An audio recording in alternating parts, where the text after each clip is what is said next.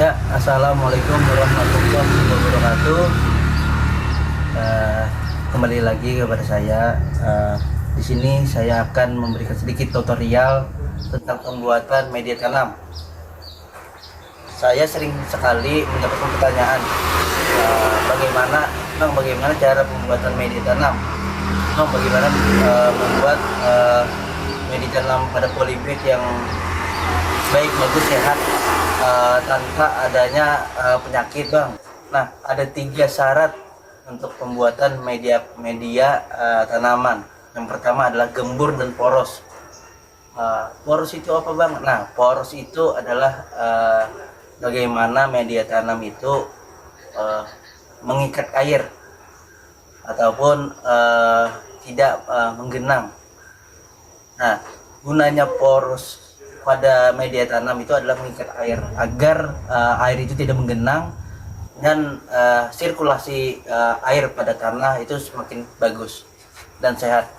Nah, yang kedua adalah mengandung unsur makro dan mikro serta memiliki mikroorganisme untuk menyuburkan tanaman, karena itu adalah salah satu hal utama yang ada di media bagusnya pada tanaman. Nah, yang ketiga adalah yang sering kita lupakan adalah pH. Berapakah pH standar internasional? pH standar kita adalah di atas 5,5 atau 6 sampai 7, karena itu adalah batas pH standar kita untuk melakukan penanaman. Nah, selanjutnya saya akan mengenalkan beberapa bahan untuk kita melakukan pembuatan media tanam. Nah, ada 3 proses penting pembuatan media tanam. Yang pertama adalah mengatur komposisi pada pembuatan media tanam, karena komposisi sendiri akan mengakibatkan fatal kalau kita sembarangan. Nah, nanti kita bertahap penjelasannya. Nah, yang kedua, memberikan pupuk dasar. Kenapa diberikan pupuk dasar lagi, Bang?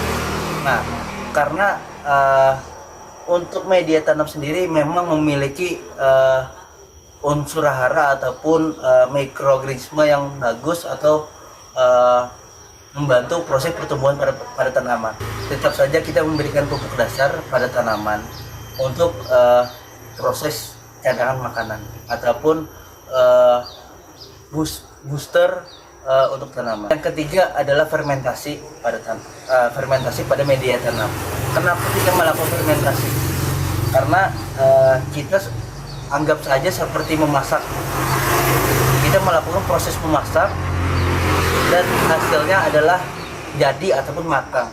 Nah, begitu juga kita membuat media tanam. Kita tidak bisa langsung menggunakan, tapi kita harus melakukan fermentasi ataupun menunggu agar mikroorganisme yang ada pada media tanam itu adalah menjadi jadi dan bagus ataupun sehat untuk tanaman kita.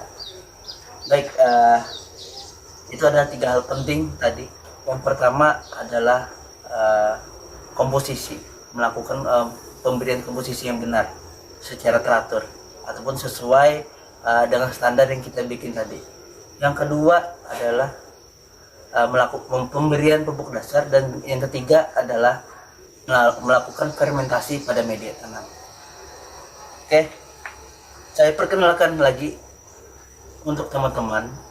Teman-teman saya ini namanya adalah Tanah, pupuk kandang. Di sini ada sekam, dan ini sekam bakar, dan ini pasir. Nah, tanah sendiri dibagi ada 2, tanah ringan dan berat. Nah, untuk perbedaan antara tanah berat dan ringan sendiri itu sangat-sangat jelas dari unsur haranya sendiri. Untuk yang ringan itu memiliki unsur hara yang baik ataupun bagus, ataupun tekstur yang bagus untuk tanaman. Sedangkan yang berat itu kurang memiliki keunggulan yang ada yang di ringan, karena dari tekstur tekstur sendiri untuk mengikat air itu sangat kurang, karena kalau ada air saat kita menyiram ataupun hujan, dia akan menggenang. Dan untuk segi warna pun kita bisa melihat sangat jelas. Untuk warnanya itu agak kehitaman untuk yang ringan, dan untuk yang berat itu agak cerah. Oke. Nah, yang kedua adalah bubuk kandang. Bubuk kandang ini kita ambil dari sapi.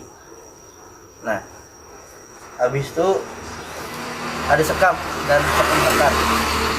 Gunanya di sini untuk mengikat air agar proses aerasi di polybag ataupun di pot itu akan terjaga dengan sangat baik. Dan pasir sendiri itu untuk peningkatan porositas yang ada di polybag. Oke, kita lakukan yang pertama adalah komposisi untuk tanah berat dulu. Kita mulai saja untuk proses komposisi tahap pertama. Nah, tahap pertama sendiri tanah berat 1, pupuk kandang 1, sekamnya 2, dan pasirnya 1. Saya ulangi lagi, tanah berat 1, pupuknya 1, sekamnya 2, dan pasirnya 1. Ini kalau tidak ada sekam, kita gunakan sekam bakar. Perbedaannya untuk komposisinya beda lagi. Yang komposisi yang kedua adalah kalau tidak ada sekam, kita gunakan sekam bakar. Komposisinya itu beda lagi. Yang pertama adalah pasir berat 1, pupuk 1, sekamnya 3, pasirnya 1. Saya ulangi lagi, ini 1, 1, 3, 1. Ini kalau tidak ada pasir. Komposisi selanjutnya adalah ini 1, 1, 3. 3 ini untuk sekam. Jadi 1, 1, 3. Nah, untuk kalau tidak ada sekam, kita gunakan sekam bakar. Tanahnya 1, tanah beratnya 1, pupuknya 1, sekam bakarnya 4. Nah, perbedaannya itu pasti beda 1 untuk sekam bakar dan sekam biasa. Selanjutnya, kalau tidak ada 3 bahan ini, berarti komposisinya cuma tanah 1, pupuk 1. Itu pembandingnya 1:1 saja. Nah, itu adalah komposisi terbaik, urutan yang terbaik sampai yang terendah untuk tanah berat. Baik, kita lanjut untuk tanah ringannya.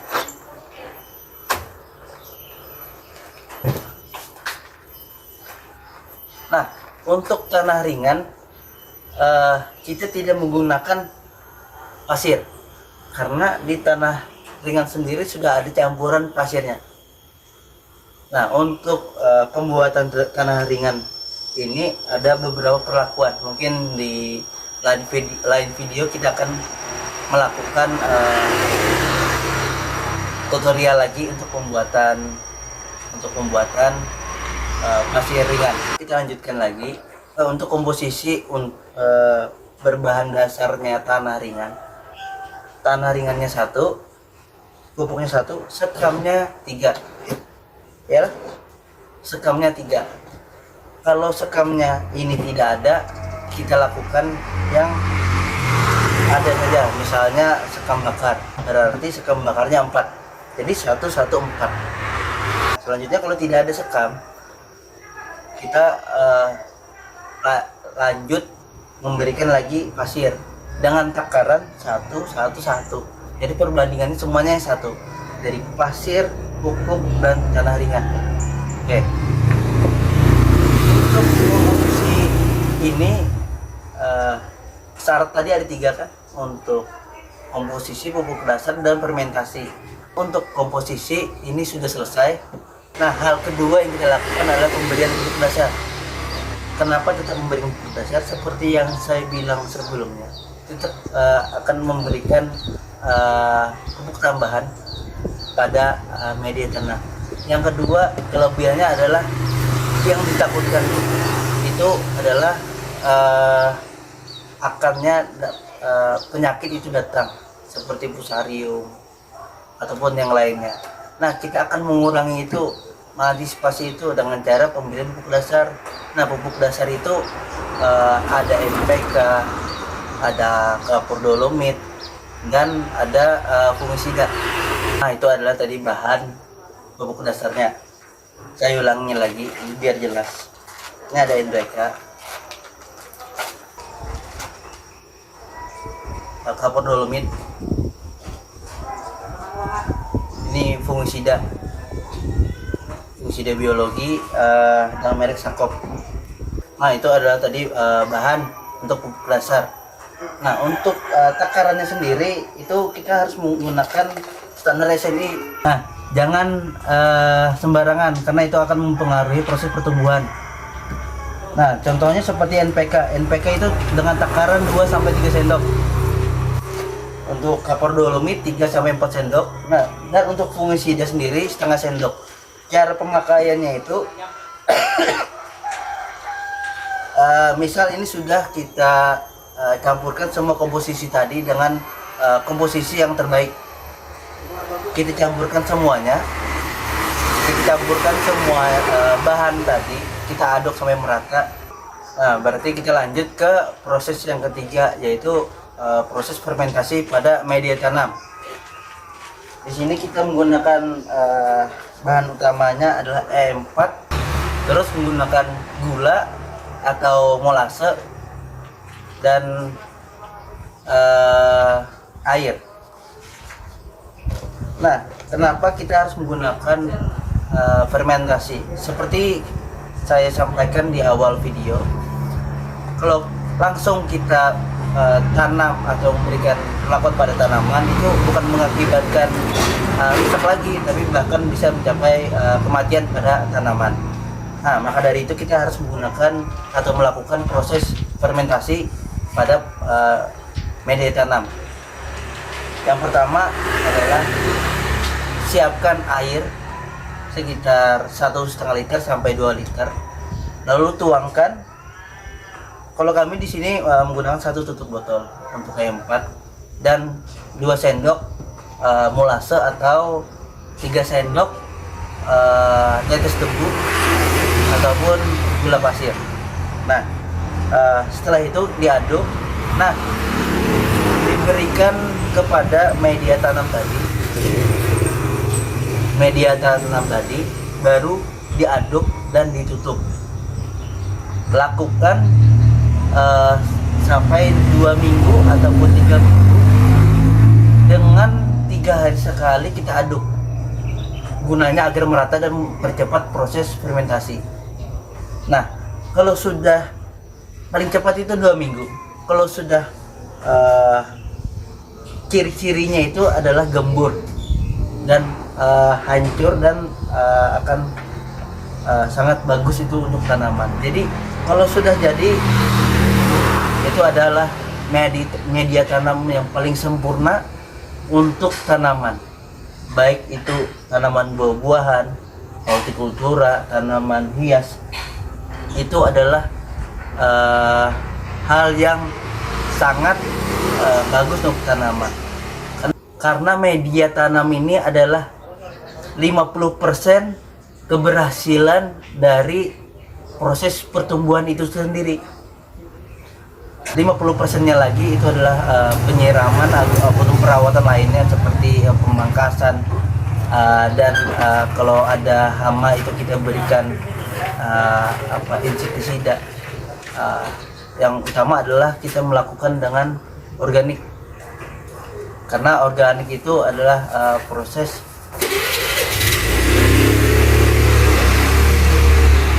darah tuh itu. Dan ingatkan lagi untuk teman-teman, sebelum kita menanam itu satu niat kita untuk bumi kita sedekah oksigen. sedekah oksigen. Karena kalau niat kita baik dan niatnya untuk sedekah oksigen, itu pasti diberikan bantuan oleh Allah untuk mempermudah kita melakukan penanaman ini. Nah, mungkin untuk proses pembuatan media tanam dengan beberapa komposisi dan beberapa tahapan sampai jadi, ini adalah suatu ilmu yang saya dapatkan, dan namanya ilmu itu wajib diberikan kepada orang lain tanpa memandang batas ataupun status. Mungkin itu dulu dari saya. Di sini saya bukan untuk melajari, tapi untuk berbagi ilmu. Mungkin ada teman-teman masukan ataupun pendapat, bisa masukkan di kolom komentar. Kalau ingin melihat kelanjutan dari video saya seperti beberapa tutorial yang lain nantinya, klik subscribe dan like, dan berikan masukan kepada saya apa saja akan saya terima. Terima kasih. Wabillahi taufiq wal hidayah. Wassalamualaikum warahmatullahi wabarakatuh. Salam kemanusiaan.